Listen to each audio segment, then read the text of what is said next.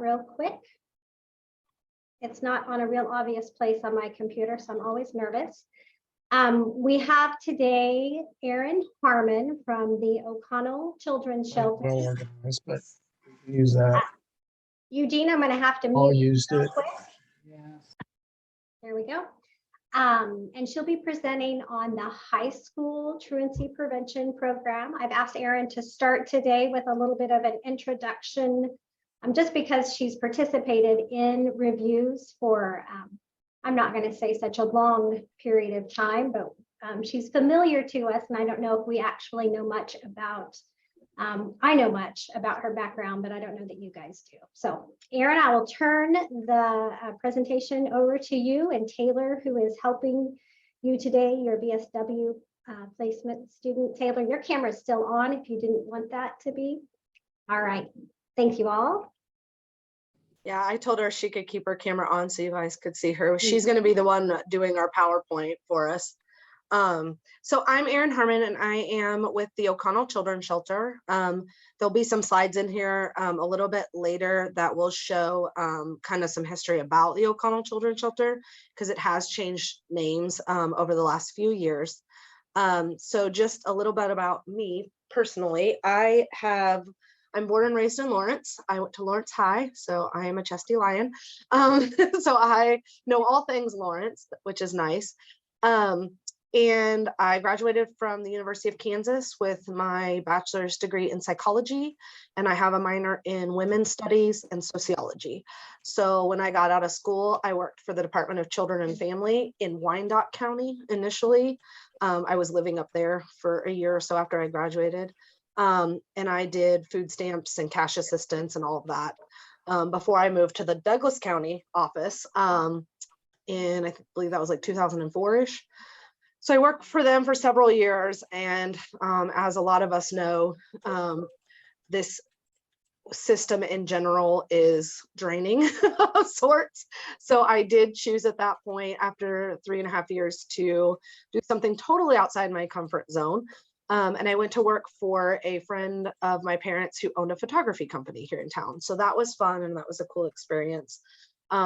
We did a lot of college, the sorority and fraternity composite board photos, proms, things like that. It was a good experience. And then I ran my own daycare for 1.5 years in my home. So I'm familiar with that kind of stuff. And then I decided it was time to go back and kind of use my degree. So I worked for Burt Nash Mental Health Center for 8 years. So I did waiver facilitation, which is part of the SED waiver. I also was a case manager in Child and Family Services as well. So I have a lot of history with Burt Nash. People have changed significantly over there. There's still a few that I worked with back then. And then so that was where I got most of my background. That is where I made most of my connections with the schools and things like that. And community resources was through that. And then in 2014, I joined what was the Shelter Incorporated at the time.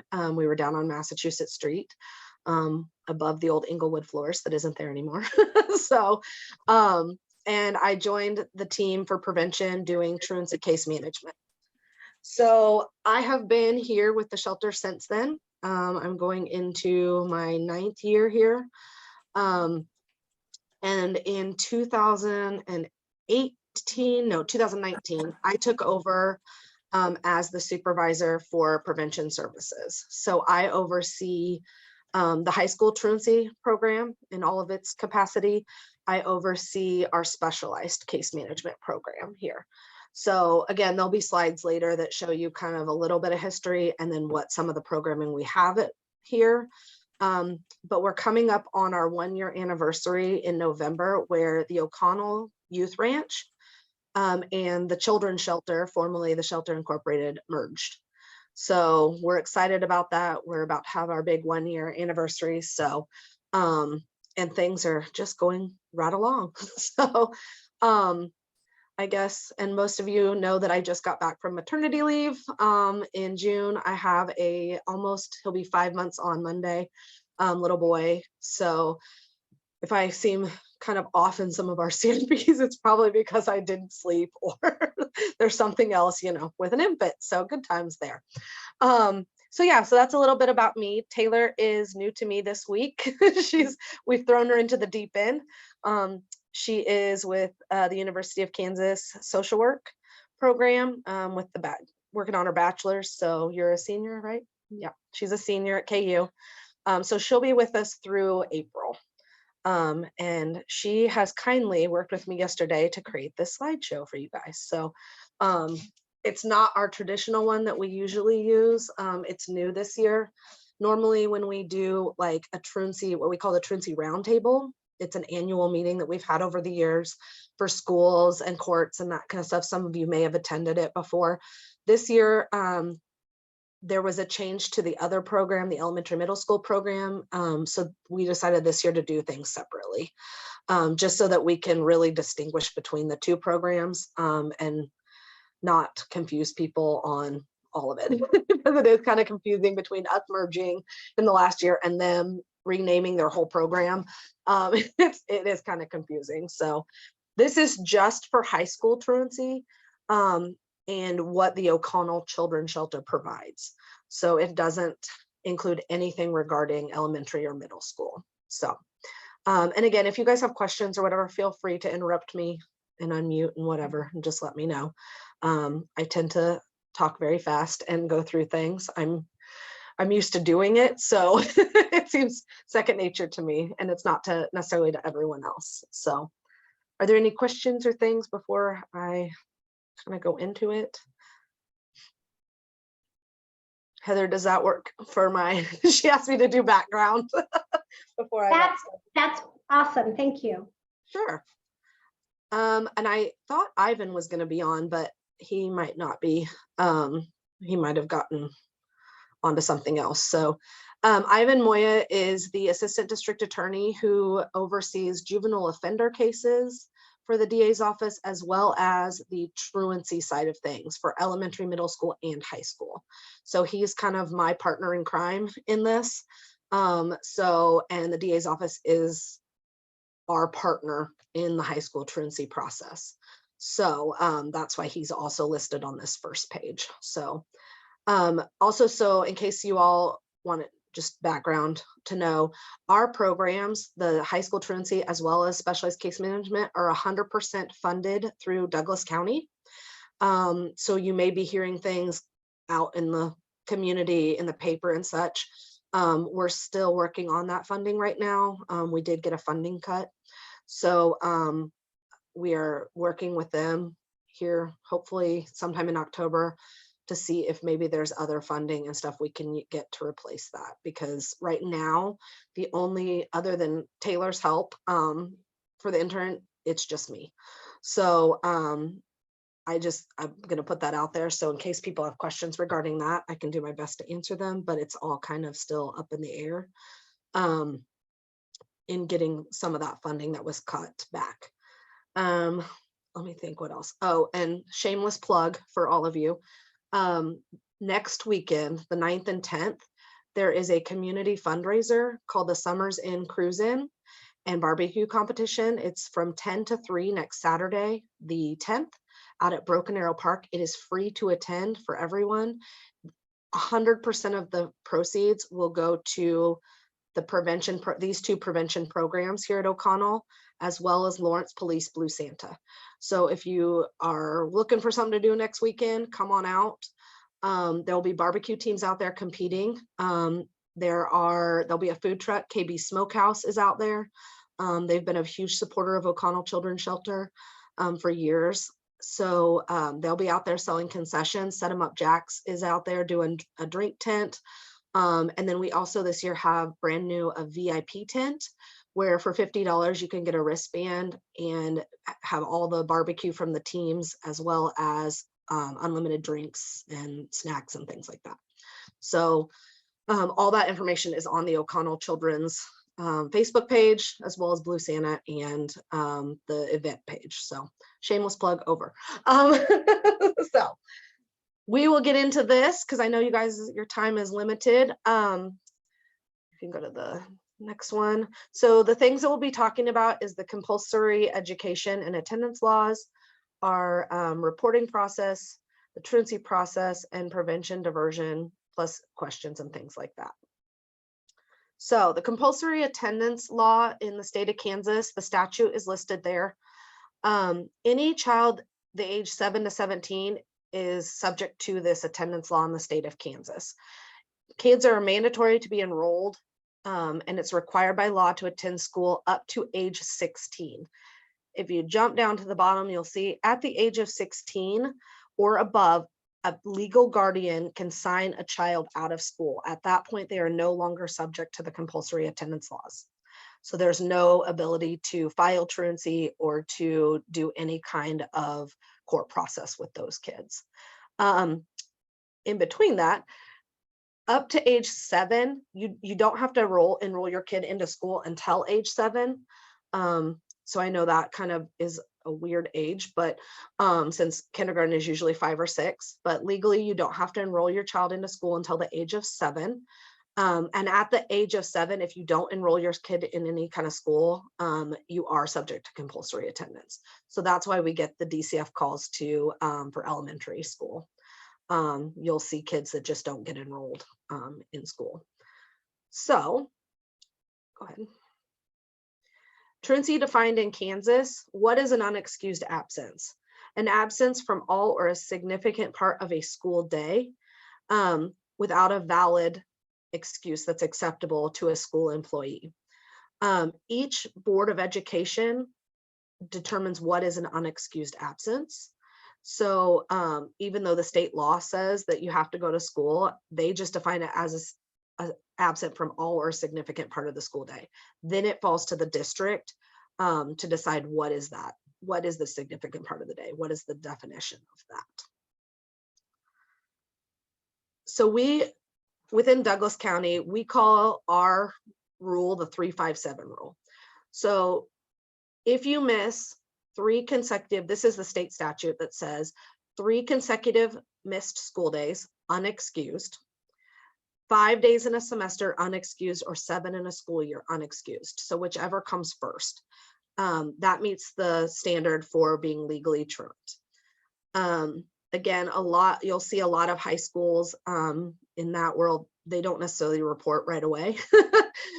So, you know, it's up to their discretion, but that is the state statute. As soon as a child hits one of those 3, they legally can file. That will then trigger a school to send a warning letter to a parent or guardian saying, hey, you've met the state statute for truancy, and we can, at this point, legally file a truancy claim for you. So I've added in here USD 497's attendance policy. I do have the attendance policies. It's not on this slideshow for Eudora, Baldwin, and Perry-Lecompton. So within our program for high school truancy, we do look at Baldwin High School, Eudora High School, Perry-Lecompton High School if they live in Douglas County, if their residential address is in Douglas County, but they go there.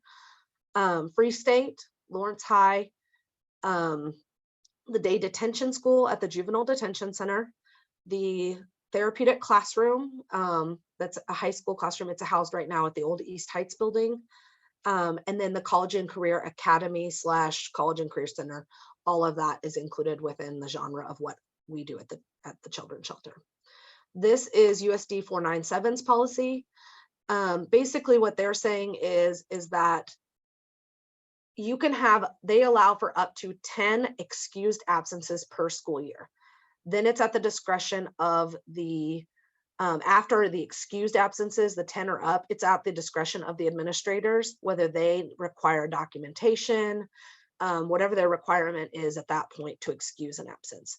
So if you go on vacation for 5 days, and then you got to be gone for a family emergency for 5 days later in the school year, and then your kid, has something else that happens, the administration can say, no, we're going to require doctor's notes, or we're going to require this or that.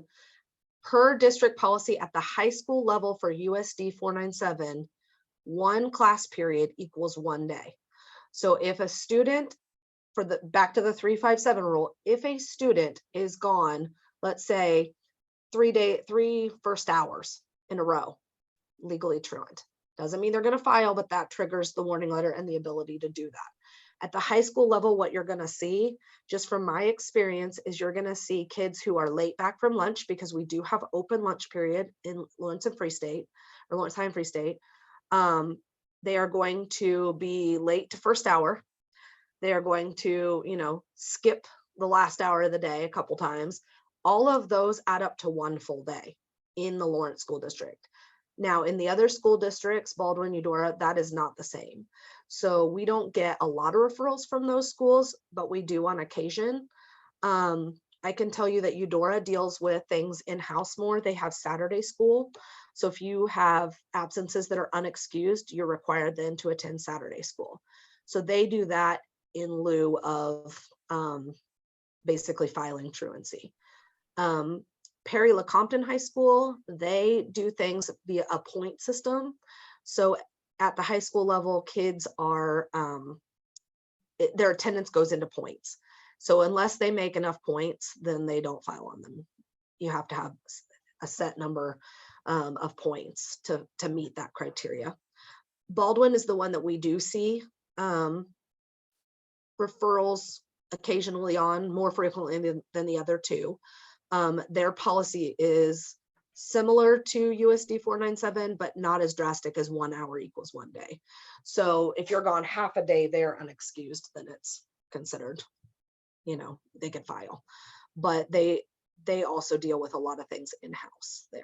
So that's your smaller, rural schools. So they know everybody knows everybody in the small towns. So but USD 497 at the high school level here, so Free State, Lawrence High, etc., 1 hour equals 1 day, and it will get these kids real quick if you're not careful.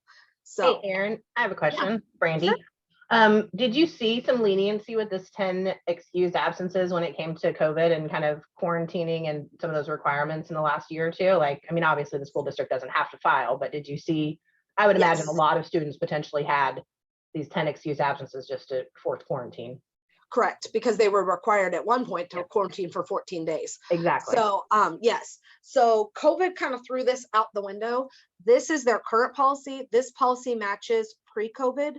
There was a whole different policy that they put in during the COVID, the last 2 years. So they have returned to the policy pre-COVID. Great. So that's what you're seeing now. Yeah. Okay. Yeah. No, they did not. And I'll tell you that Lawrence High and Free State did things completely differently during the COVID.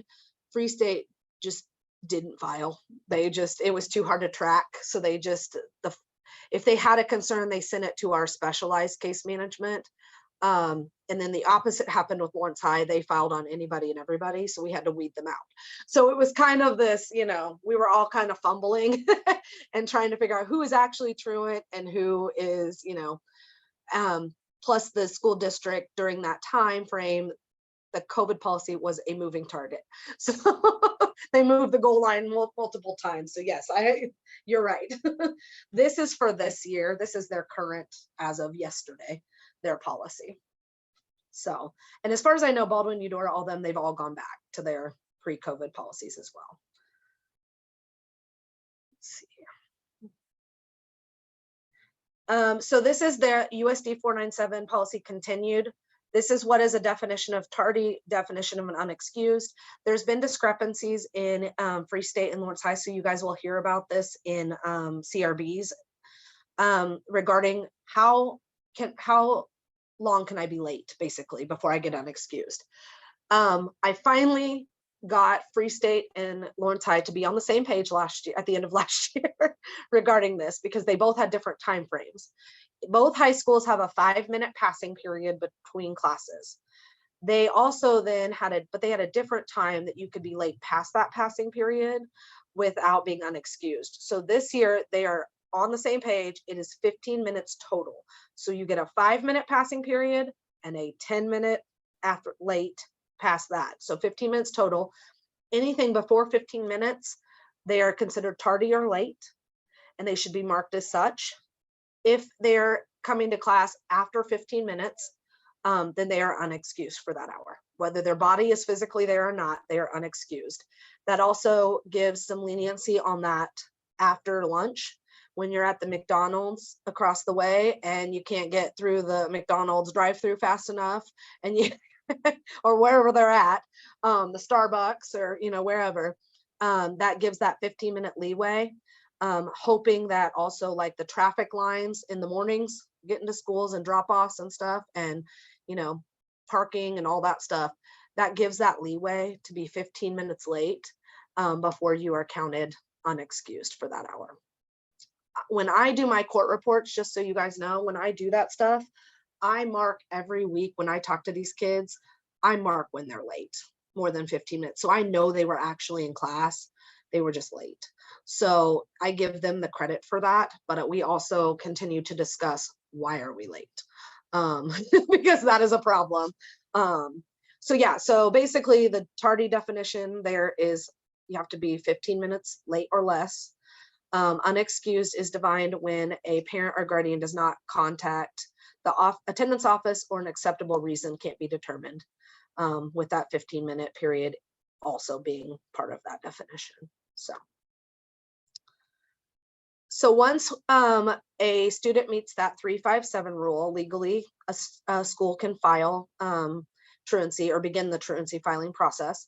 They have to send a warning letter to the parents first, though. They have to send it to the parent or the person acting as a parent of the child.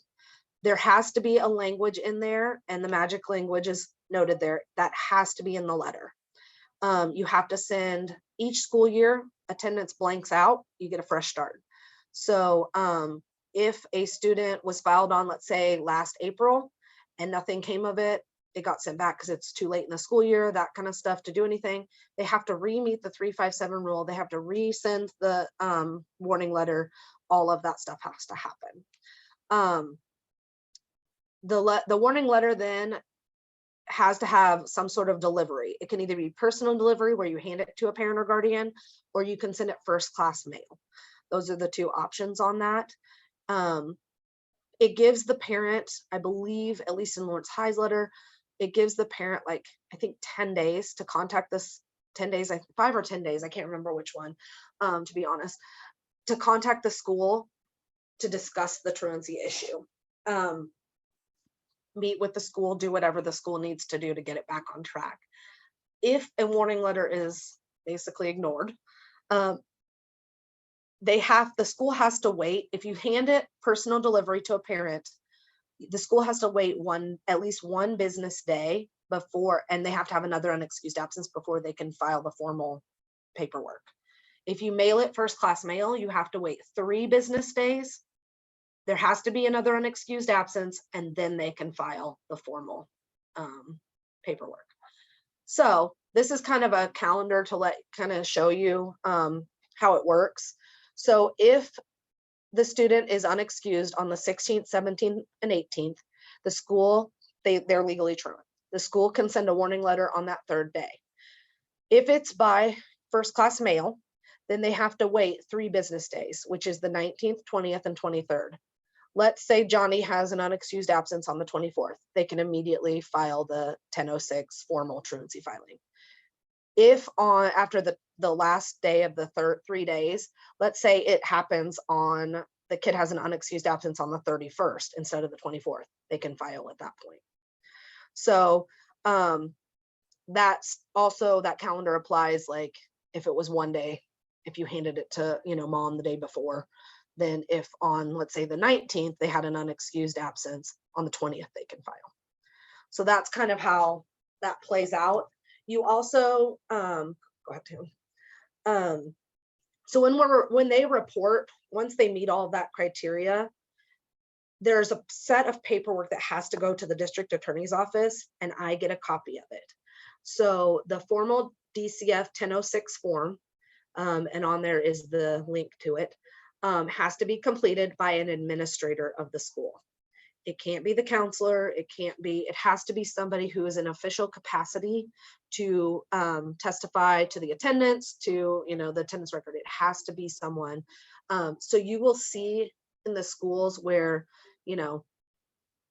other people fill them out, but they will be signed by a principal. They have to, down at the bottom, they have to attach the attendance record that shows they were unexcused and meet those criteria we just talked about for the 357 rule. They have to put a copy of that warning letter with it.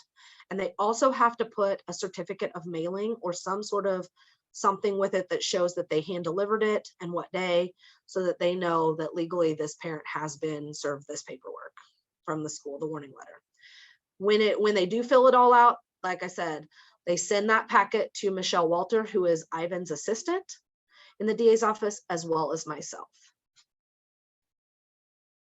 So what happens after the paperwork comes? There are 3 possible things that happen after that. I usually have a conversation with Ivan the second that we get them, or very soon after, and we review that paperwork together. It is up to Ivan and the district attorney's office, though, to decide what happens. They direct me, but sometimes I have information on the youth that has been filed on, whether they've had a diversion prior, whether I've had a sibling, you know, since we kind of are this, at times, the center of the wheel of information, we tend to have a lot of information on kids. And so I give all that information to the DA's office so that they can make an appropriate decision on what's the best path for that kid. So 3 things can happen. He can either offer them a diversion from court, which then gets referred to myself and the children's shelter, and we hold a pre-filing status conference. He can decide, if they've already had a diversion, and you only get 1 diversion. So if this is a youth who's returning and truant again after having a diversion of some sort or successfully completing a program, then he will make the choice to do a sync petition and do court oversight. The other ways that can happen is if they were in, they had a child native care case based on an abuse neglect, or something like that, they can tack us on and they can come to us that way. They can also, if it's a youth that the school is saying is super high needs, and I have information on the family, things like that, where we need to skip that diversion process, that's something that Ivan can choose to do as well. The third thing that could happen is if for whatever reason Ivan decides, or the DA's office decides, to dismiss the filing and return it to the school. Maybe they didn't meet the criteria exactly. Maybe we found out after the filing they moved to a different city and county, that's why they weren't attending, those kind of things. He can send back to the schools. So those are the 3 kind of paths that we go. So here's the information I talked about earlier about the O'Connell Children's Shelter. We've changed our name 3 times since I've been here. Originally, we were the Shelter Incorporated. In 1981, Judy Coley was our director, and she worked with the courts to kind of form this agency, a need actually out of juvenile intake. There was a need in Douglas County for some sort of intake process where like youth needed a group home to stay here in Douglas County when they got placed in police protective custody and otherwise. So that's kind of how we were born and we've grown. We were the let's see, what year was that? That would have been 2018. We changed our name. Judy retired, and Gina Meyer Hummel, who is our current director now, was our director then. And we moved over here at 1925 Delaware. So we're right down the street from DCF. Excuse me. Let's see, that would have been, 2018. We did that. And we changed our name to the Children's Shelter.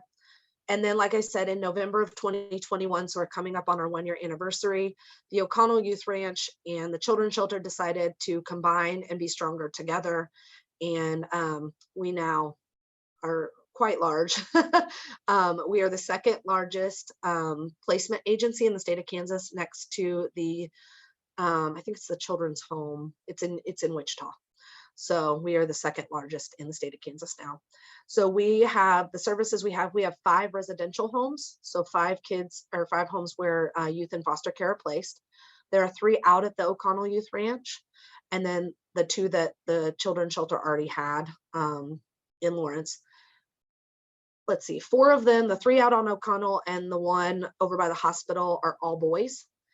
Our other house is girls, but we've also turned it into an LGBTQ home that is safe and respectful of that. And so we are able to take youth that unfortunately are sometimes hard to place because of, their situations. So we are open to that and we are welcoming of them in that home. So we also have obviously our high school truancy program, our specialized case management program. We also have intensive family services that falls under our prevention umbrella. We do contract work for DCF within, basically it's Shawnee County and Douglas County right now, but we can do it within the counties surrounding us, where it's a low level service, lower than family preservation. But we can send people into their homes and we work with them to keep kids out of care that way. We also have our family foster care program that we oversee 12 foster homes in Douglas County. So we can place kids there as well if we need to, and they're open, they have openings in their homes. So that's kind of a little bit about us. Again, high school truancy is available to youth in grades 9 through 12 who attended Douglas County High School and have violated the state statute for school attendance. Again, we provide case management, identifying barriers for attendance, problem solving to work on those truancy behaviors so they don't come into state custody, especially, but we're also trying to prevent court involvement through the diversion process. Specialized case management has two kind of like, I don't know how we funnel them into two groups. Our true specialized case management program is for ages 5 through 18 for families who reside in Douglas County. It's family centered. We have trauma informed case managers. We go into the home and we basically assess their needs and then figure out what they need and connect them to those resources. The other part of specialized case management that I talked about earlier is our pre-truancy portion. We found a need because of COVID and that there were youth that didn't meet the criteria, but were very much showing signs that they could do that. So we just are trying to get to them sooner. So those kids who have those warning letters sent out to them, we get a referral automatically from the high school as well. So we can start reaching out way sooner than to even avoid the diversion process. So high school truancy diversion. Once that 1006 is filed and we get the green light from the DA's office that they want to offer a diversion, then the referral, I begin the process of setting up what's called a pre-filing status conference. It's an informal meeting. It includes myself, someone from the DA's office, so usually Ivan, the administrator from the school who filed, and then we invite the parent, guardian, and the child. I send that letter out to everybody with a date and time. We are doing them by Zoom still. It seems to be more convenient for families. If we do them in person, they'll be here at the O'Connell office. We ask that everybody appear. In that meeting, we review the truancy, like the same stuff we just went over. How do you get to be truant? What causes that? Why are we here? We go over the diversion process and offer them the diversion at that point. It is voluntary for them to sign up and take the diversion. If they choose not to take the diversion, then the DA's office will continue to monitor the attendance. And if they continue to have unexcused, then they will file a state petition. And we tell them that at the status conference. We collect all the parent information, anything that's needed, Native American heritage, all those things that we would need if the DA's office needed to file a sync case at that time, in case that needs to happen. We go over the process of filing a sync petition and what happens if you do go to court. So all of the information is put out to the family if they attend up front. If they do not attend, then they have 5 business days, and it says that in the letter, 5 business days to contact me. So I can explain it at least over the phone and do it that way. If they do not, then I return the referral to the DA's office and the same process happens. They continue to monitor, and if they have unexcused, then they file a state case and we go to court. So basically the diversion process on our end, the families are required to come in and meet with me initially to do an intake. and I complete releases of information, all the paperwork that is necessary to be on a diversion. They sign a diversion agreement. We monitor their attendance and their grades. The law only provides for attendance though, so grades don't keep them on. However, obviously, if the idea is we want them to go to school, we want them to do something there. And the end goal being we want them to graduate high school and go on to be productive citizens. I will say that I am very transparent with my kids, and I tell them, I don't care how you get your education, you just have to do it. So I am open to the idea of how do you learn best? And if a family wants information on alternative education options, including online school, GEDs, etc., then that, you know, I will provide that information. It's not my education to get, and I want to be able to meet the families where they're at. So we do that. They must complete at least one full semester, which is 2 consecutive quarters, whichever happens, however that happens, with no unexcused absences. We do also do a goal achievement plan with them where they set goals for themselves for the program. And they can be also outside goals, like they want to get a job or they want to get their driver's license, those kind of things. Once they've completed that successfully, I notify the district attorney's office. They close their case. I let the school know, they close things out. Everybody goes on their way. And hopefully we don't see them again. If every 60 days I do a report to the courts, I let them know, or to the DA's office, just what is their attendance, what is their grades, that kind of stuff. So similar to the court reports that you guys see, the bulk of that, like case planning type or case information, that's what goes to the DA's office on a diversion case, since there's no court report or court oversight.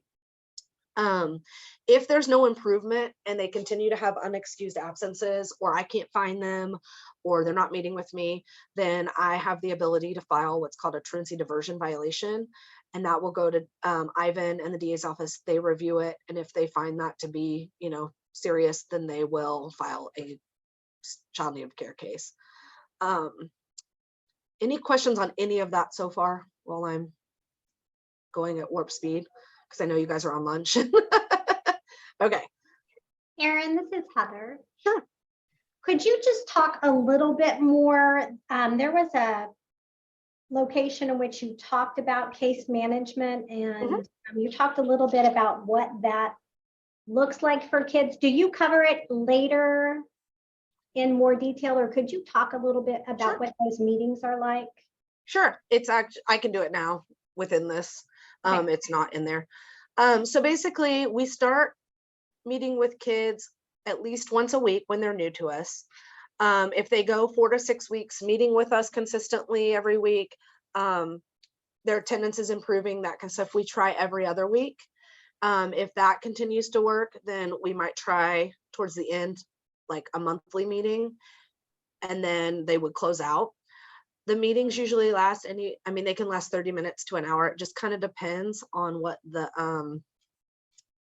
the student needs. We review their attendance and grades right off the bat. Attendance is important. I want to make sure they're accountable for what they've missed, but the school is accountable for what they have done incorrectly, because that does happen. I don't ever want a student to feel that, unless it is 100% on them. Everybody has to work together. And sometimes that, attendance things happen, glitches happen within the attendance office and things like that. So we then go over grades and look at anything that is basically a D or an F. I tell them right up front, I don't like Ds and Fs. So we talk about, classes, teachers, things that are going on, that they're missing assignments. What is the issue that we're getting a D or an F? We also talk about things like, yesterday I had a kid who was telling me that he is really struggling because he doesn't have any peers in any classes. So he's having a hard time going to class and sitting there he just feels very lonely there. So we were talking about how do we fix those problems. We also we do an assessment right off the bat, that we know what are their strengths, what are their needs in various areas, not just school, but home, transportation, all the things. We talk about independent living. We talk about what are your goals after graduation? Are you on track to graduate? We do credit checks. We do all of that stuff, as well as assessing mental health, substance use, those kind of things. So if the, family says they want to be in counseling, we give referrals. We give referrals on medication evaluations. We do check in if we know they're in therapy and stuff. We check in to see, are you going to therapy? Is this a good fit? Are you taking your meds consistently? We have lots of conversations, unfortunately, with our youth about drug use. Marijuana is illegal. It is a drug. You are not, it's not legal in the state of Kansas. You're not 18, even if it was, those kind of things. How does that affect our life? How does that affect, what's going on? We talk about all of those things, and it's very much tailored. The plan is theirs. So the goals and the things that we talk about in there are tailored to them. So we talk about getting driver's licenses, all that stuff. That has come up recently in the last couple of weeks a lot for some reason. Lots of kids wanting driver's licenses. We also, I've had one recently, just last week, that I had to have conversations with our parents about consequences, rules, consequences, curfews, things like that. Because we do see kids that leave home without permission, run away, do all these things that they're doing, don't go to school. What is the consequence for that? Like, I'm big on empowering the parents and giving the parents the power back. So we have reinstated our community service policy. It is in our diversion agreement and our program agreements, where if they have any unexcused hours that we can't verify and they're just messing around or doing whatever they're doing, then they will owe us an hour of community service that is at the discretion of the parent. We want the parent to be able to parent their child. We've got too many kids out here right now that are parenting their parents and running the show in their homes, and that can't happen. So it's not sometimes just about the kid. Sometimes we do have to call the parents in here and be like, all right, let's have a discussion on how things are going in the home. We also do that money that I was talking about that comes from the car show. That money goes back to our prevention families. We recently bought school clothes and shoes for a kid. I provide bus passes so that no one ever says they can't get to school. We have bus passes available. Anything that they might need, I have paid for driver's lessons and things like that before. We have gift cards here. So the same consequence that we would give, a hour of community service. If they're doing well, we have gift cards for them that we were like, here's a gift card to McDonald's. Here's a gift card to wherever they, and I try to keep them stocked. And if I don't have one for something that they want, I will go get one. So those are a myriad of things that we do within our meetings. And that goes the same for pre-truancy and specialized case management.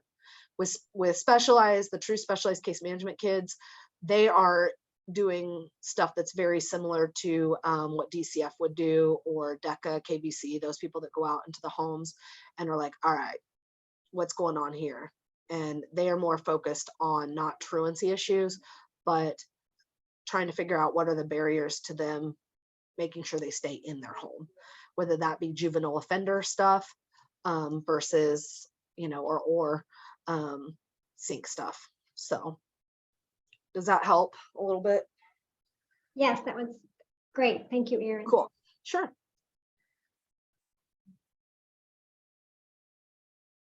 So going back to filing a child need of care case. So let's say that the kid violates the diversion and has to go to court, or the DA's office decides they want to do court instead. So what is this? What is a child need of care case? How does that work for truancy?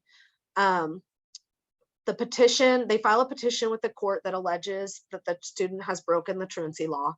They attach all that paperwork that the school sent, the 1006 form, the warning letter, the attendance, all that goes in there. They appoint a guardian ad litem at that point for the child. The parents can apply for counsel if they want to and are eligible to 2 packets go out to the family, one for the child and one for the parent. In the child's is the information regarding the guardian ad litem.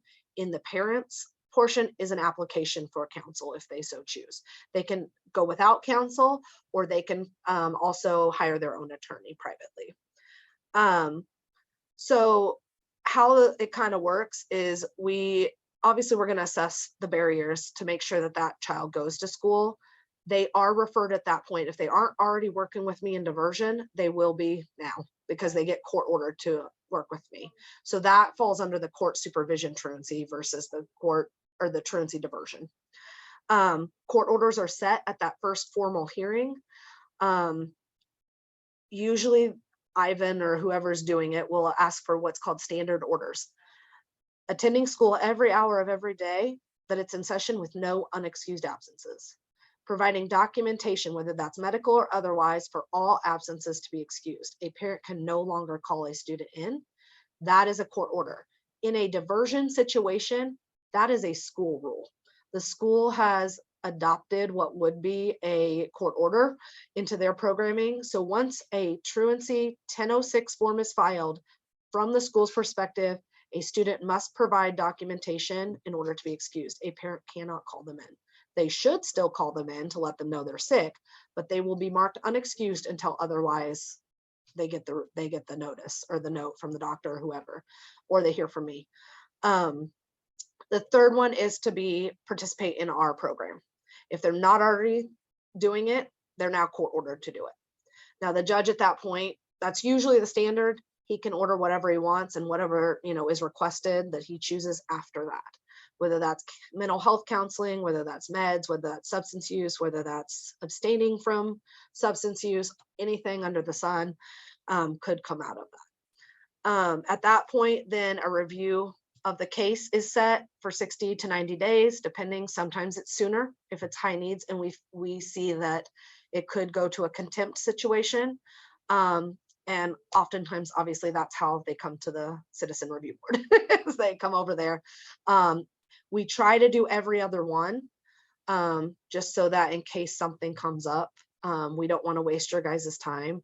I try to be really on it with these kids and try to intervene so that if a kid needs to see the judge, I hate having to set it in front of you guys and then have it be canceled. That drives me crazy. And so I try to be ahead of the game and be like, no, keep that with the court, because I'm probably going to file a contempt. And so it would waste time to, set it in front of CRB and then have it canceled just to go to it. I don't want to do that to you guys. So the court supervision program for us, once their court order just runs almost identical to the diversion program. The carrot is obviously they're under court orders. So now instead of sending a 60-day review notice to the DA's office, they get court reports. We have court orders that we have to make sure that our families are following. The program, a successful completion, is the same as the diversion, so 2 consecutive quarters. If they do that, then I request from the courts, I let them know they successfully completed everything, and I request that their court case be dismissed. Again, it's up to the DA's office and the GAL to make sure all that kind of happens and goes down, but I don't think there's been a time yet that hasn't been granted when I've requested it. If the difference between the two is we're already under court supervision, so if a child who is on court orders and are not following them, instead of filing a violation of the diversion, I then file a violation of the agreement. The agreement is the same agreement that the diversion kids sign, except for it has the information about if you do not participate in the program the way you're supposed to and your attendance continues to be an issue, then I will file a contempt affidavit with the courts. That contempt affidavit goes to the courts with the attendance. The DA's office reviews it and they choose whether or not to move forward with a contempt proceeding in front of the judge. When we go to court for a contempt, they are assigned a second attorney that is more in the defense attorney category of things. So, and then we have that hearing to determine, was the child in contempt of the court's order and not following it? If so, and found so, two things can happen at that point. They can traditionally, what you'll see is that the judge will order them to begin attending day detention school the next day or within a couple days. Occasionally, we have situations that you guys will see that a student is on what's called a stayed day school order. That means the day school order is out there. It's sitting in the file or on the judge's desk or however he puts it. It is not signed. It gives the child the opportunity to go back to the high school one more time. And depending on the situation, if they have unexcused absences the next day or the next week, and I find out about it, which I will, then I'm going to email the DA's office, the GAL, the contempt attorney, and the judge and say, I need this signed. And we begin the day school process at that point. So it's a one last ditch effort to keep them from having to get deeper into this process. Are there any questions about the court stuff? Nope. Okay, so additional questions about the truancy process. This is mostly for the schools. I'm going to be giving a presentation here in a couple hours to Lawrence High. I've got one hopefully on the books coming up for Free State and Baldwin high schools. There's always questions from them about, do I have to be at the hearing? Do I have to attend? So kind of the rule of thumbs for our administrators is, yes, an administrator needs to be at a status conference if at all possible. If they don't attend or can't attend that status conference, because they're the ones that filed and brought it to this, so I need them there. At that point, we know nothing sometimes about a kid. Even I don't know about them. So I need who knows them to be present. And if the parents have questions or want to argue about attendance, I need them there to clarify what's going on. If they can't be present, I do request that they send the most recent attendance and grades as of that day. Court hearings for, and I guess I should add CRB under here, but court hearings, an administrator is required to be present. They are the ones, other than the attendance secretary, are the only ones that can testify to attendance, the attendance record. And if a student or a parent requests a hearing about the or contests the allegations in any reports or anything, they are the only ones that can testify to that. I cannot. I am not an employee of the school or the school district, and I am not the one that filed the initial truancy filing. So they have to be present. As for CRB, and Heather, you can tell me what you think about this. A lot of times you're not going to see an administrator. I have asked them to be present for that. The one you won't see is the day school. The day school's tricky because Bill DeWitt is the principal of the day school, but he's not housed there every day. He doesn't, I know about the kids more than they do, or than he does necessarily. So you'll see Robin Rooks from Douglas County Youth Services attend. She's just as good as Bill DeWitt. So she knows them better than Bill does. She knows their attendance because the attendance is taken through the JDC, not the school. So I just always have Heather list Bill DeWitt because he is the administrator in charge. So if you all want it to do it differently, let me know, but that's kind of how I've rolled. So I generally don't reach out to the administrators prior to a CRB, and that is based on attorney feedback that because CRB is not, and I quote, a fact-finding body, that we're not putting on people to testify, that if there are concerns about the reports, then that's going to have to go to the court anyway. So Erin and I had never discussed this transparently like that before. So perhaps you and I'll have a conversation. We can decide if well, I tell them to be there because I think it's important for them to be there. They have the dates. I send out every quarter. I send out a list of all my clients that are in this program and what their court date and CRB dates are. So I ask them to be there just because if they don't go to CRB, then they may be more likely to not go to court too. So just for consistency, I'll be happy to back Erin up and start adding them to our communication loop. So yeah, so that's just, topic for discussion later, but that's just my perspective and what I'm doing on my end.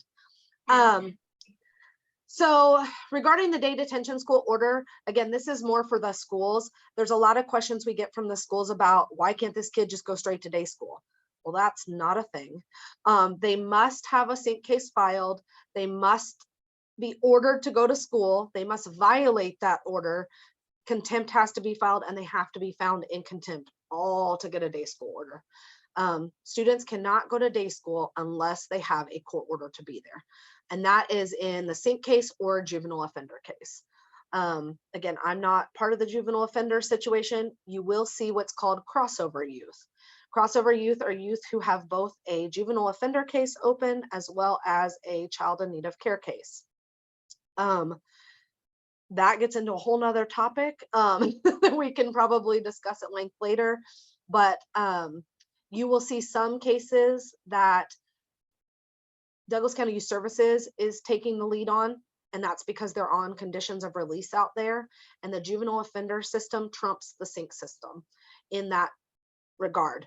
If a child has an allegation or an alleged charge that's out there pending and is going through the court process but is not on conditions of release, then I will continue to monitor both, because there isn't, the way the juvenile offender laws have changed in the last few years, it's, unless you're a high level crime that you're being accused of, they don't put them on conditions of release anymore.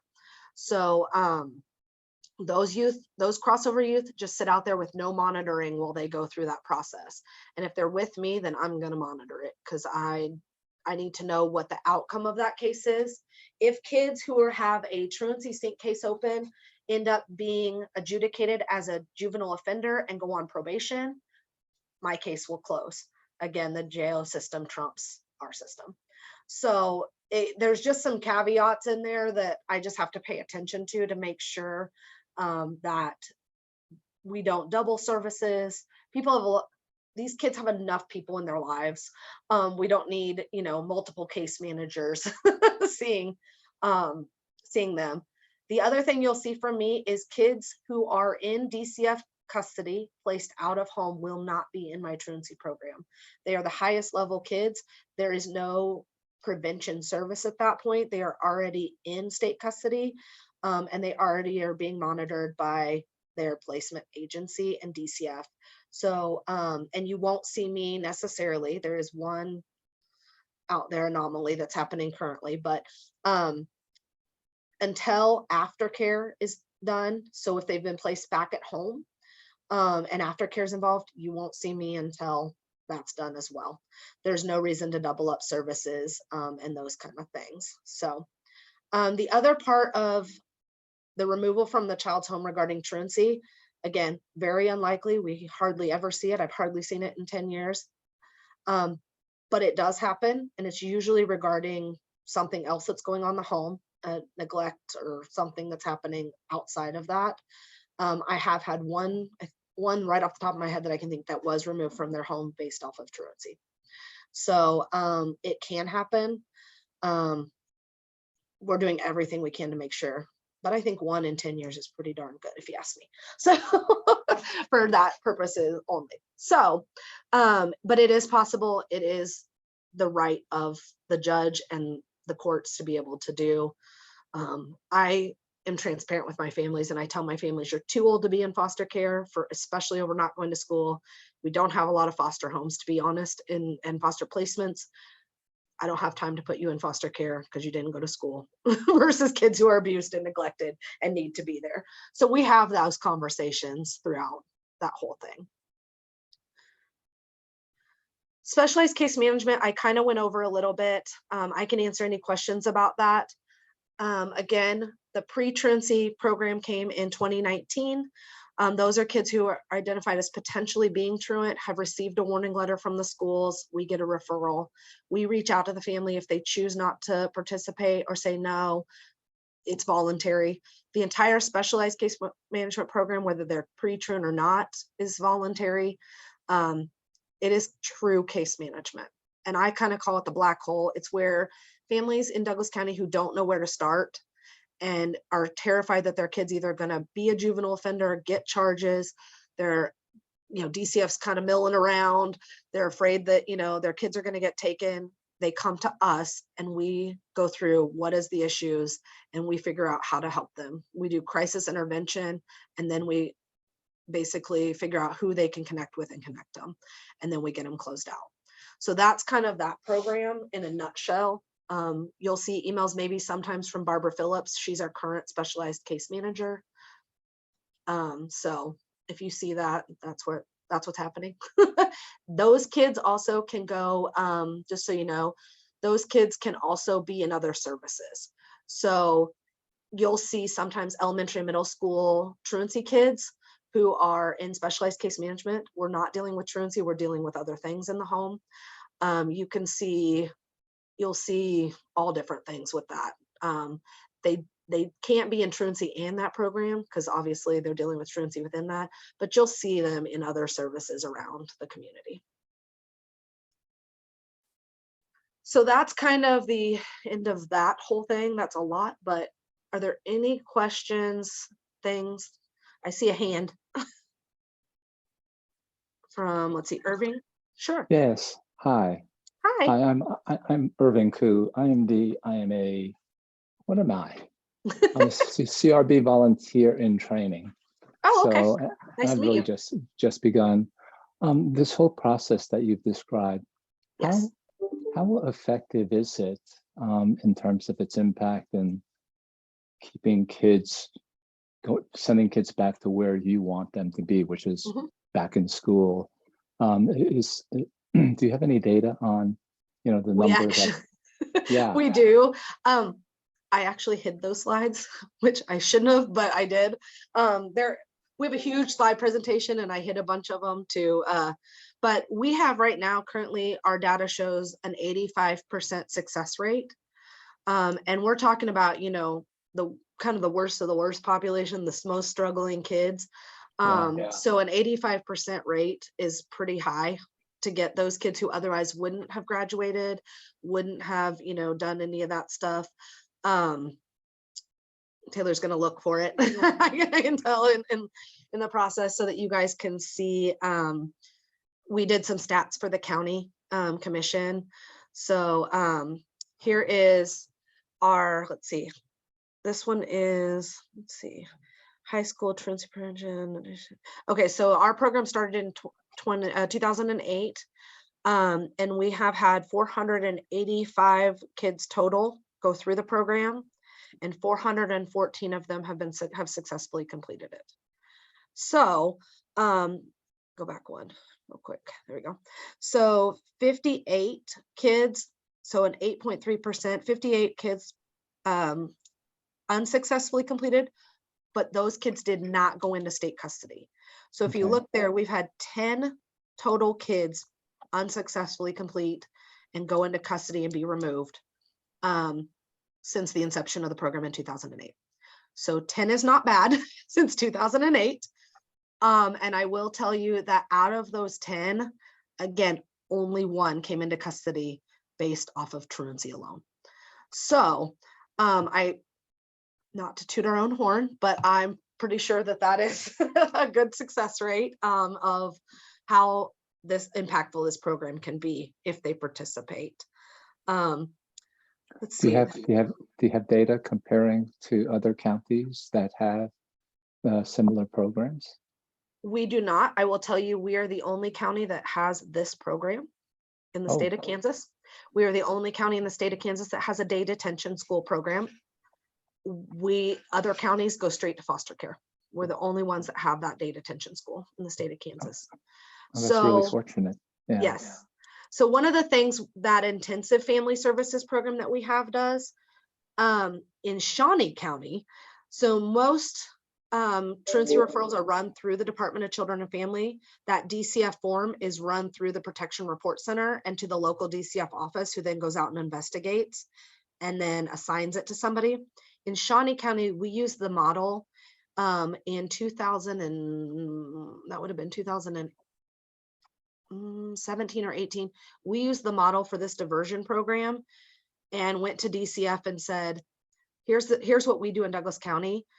They allowed us to use our intensive family services to do the same truancy program using that intensive family services. So they now, DCF contracts with us on families in Shawnee County to do this same program. So it's starting to get out there more and more. These are the numbers from 2021 of our stuff. Again, some of these numbers are going to be a little skewed because again, we had COVID in here. So this shows you the breakdown male to female. 71 were male and 53 were female. It breaks it down from age 17, 16, 15, 14, LHS versus Free State versus the ones that came to us via court order. The discrepancy there between Free State and LHS, Free State is low, one, because like I said earlier, they at some point just stopped filing truancy because it was too hard. But the majority of those kids that did were in our specialized pre-truancy. They signed up there. We see kids from Free State signing up more often for the specialized pre-truancy program. So Free State never gets to the filing point for the most part. LHS chooses to go straight to the filing. That's why there's a difference. The current caseload at the time of December of 2021 that was open active cases, 22 were court involved and 21 were on diversion. So again, it's a rolling number for us. So it's a constant, trying to make sure that we pay attention to everybody and count everybody. Taylor, will you go to that second middle slide there just so I can see this one and see if there's anything there that I can see. This one, sorry, I'm having blinders here. This one is the one that does have the skewed numbers. So in 2021, we received 124 referrals from the high schools. Those were all Lawrence High and Free State. We didn't get any that I'm aware of in 2021 from Baldwin or Eudora. That rate is obviously a lot higher because of this is when they came out of remote learning. They were trying to get back to school. It was the first year that they were back into the regular school. No remote learning was happening. So we got a bunch of extra referrals that we usually get a high number. We usually, I think it normally averages about 75 a year. So this was a little bit higher, but out of those 124, 105 were diversions and only 19 were court. So again, the diversion process works. We have so many more kids going into diversion and getting off successfully and going from there. No, not one single youth went into state custody in the year of 2021. So for truancy purposes. So that outside of COVID is probably an amazing feat that we had no kids come into state custody regarding truancy, the truancy program, no one in my caseload. So I thought that's a pretty big deal, knowing that COVID was so hard and kids were at home for a whole year, basically unsupervised for the most part. I will say this school year, just so you guys are aware, we're only in week 2 and it has been quite the circus. I will tell you, it has been rough. Out of the 9 years I've done this is my 9th year. This was a hard one. I don't know what's going on. I'm not sure exactly why yet. It will reveal itself here, I'm sure, soon. But I will tell you that kids had a really hard time starting school this year. I don't know. I've had 3 kids detained and 2 that were in PPC, police protective custody, in 1 week. So it's kind of, I don't know. I don't know why, but that I'm hoping this is a trend that will end very quickly. And that was just a bad week. Mercury was in retrograde, full moon. I don't know, but fingers crossed. So this is great data, Erin. I was curious about 2 other data points. This is Brandy again. Do you guys collect data for youth when they leave the program on if they graduate? Like, do you follow youth past the program, like any sort of like longitudinal kind of that? And then second, do you guys collect like recid rates, like how many times kids come back to the program? I know we've seen a couple of times in CRB where kids come back, but do you guys collect that data too? I do collect that data, and I do have it. I just don't have it on me in this exact moment. But yes, we collect data on the number of referrals, what referral source, where they come from, obviously gender, age, all that stuff gets put in there. How many actually sign up out of the referrals? Because not everybody signs up. We collect who comes from pre-truancy specialized into truancy. Who we have a voluntary 90-day aftercare program where we can step you down into specialized if you want. That does get taken up every once in a while. I track who does that. I do track who comes back, who had a diversion and comes back, or who had court and ended court and came back. I do that. I'm trying to think what else we track. I don't have the number on the slide. We do track the average length of time that they are in the program. So it usually sits around 6 months, depending. Again, that number is a little bit skewed just because they were in it longer because of the COVID situation. So I think before COVID, it was sitting around 5 months. So we just tacked on an extra month. So we do keep all of that data. And with the situation with the county and the funding and stuff, we are in the middle of talking with them about what is it that they want to see and what are their, what's their numbers, what do they want to see. So we're working on that right now. So some of our numbers will change as to maybe like what they want to see success rates. This is just a blanket, kind of what we've seen in the last couple of years when we threw that together for the county presentation. But I have data all the way back. I actually have a list that the DA's office finds quite interesting of every kid who's ever been referred to me that's ever been filed on, and I've gotten a status conference on since the day I started here in 2014. So, and I've kept it rolling the whole time. So we do have master caseload lists that I track everybody that ever touches us. So yeah, and it's a lot. And I actually said to Taylor yesterday when I was writing a court report for you guys next week, and I thought, I wonder, I should have tracked the number of court reports I've written in my day, because that number is going to be. And I don't know if you guys can share the aggregate data. I mean, I know I would be interested, even if it was once a year. I don't know if that's something that we could get and Heather could, show us, but I think it'd be interesting just to kind of see, some of these high level numbers, like you're saying, on an aggregate side, just as far as, what we should know, if we have cases that we're reviewing, just knowing like 6 months is the average, length of stay, and how many cases go to truancy and how many go to diversion in court, so I think some of that was just helpful for us for background knowledge, if that's possible. Right. Well, and we haven't traditionally done that in the past, and that's something I figured out after giving the county presentation. Again, I get bogged down and I do it every day, so I don't think about what it looks like to other people sometimes. And so that really opened up that door where we traditionally, even at our roundtable, never gave stats. We just said, this is our program. So I think it is good for people to know that we do, we do shine in some of the things that we do, and we get so bogged down in the process of it that we forget to put that information out there. I will also say that when we close a case, we do try to do a 30-day follow-up call with the family just to check in. Sometimes that happens, sometimes it doesn't. In full transparency, obviously right now I'm the only one doing this, and I did it all last year, just me. So it, right now I will also tell you guys, the caseload is sitting at 58 open cases, and that's starting right off the bat at school.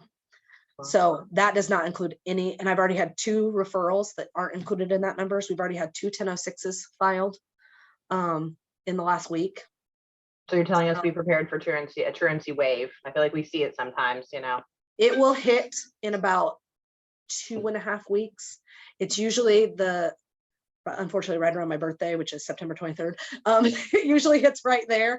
Right at the end of September, you will see a huge influx of 1006s being filed. They've been in long enough. That's 6 weeks into school.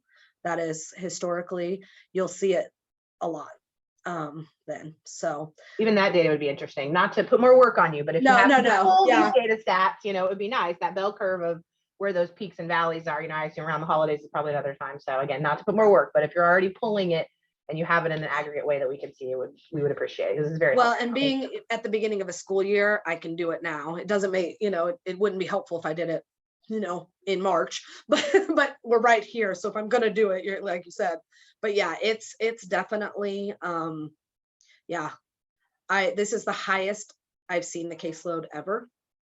And it just keeps growing and growing. So we do have a truancy problem. I will say also, in talking with the county, one of the things that I very clearly said to them is, this isn't just a county problem. This isn't just a children's shelter problem.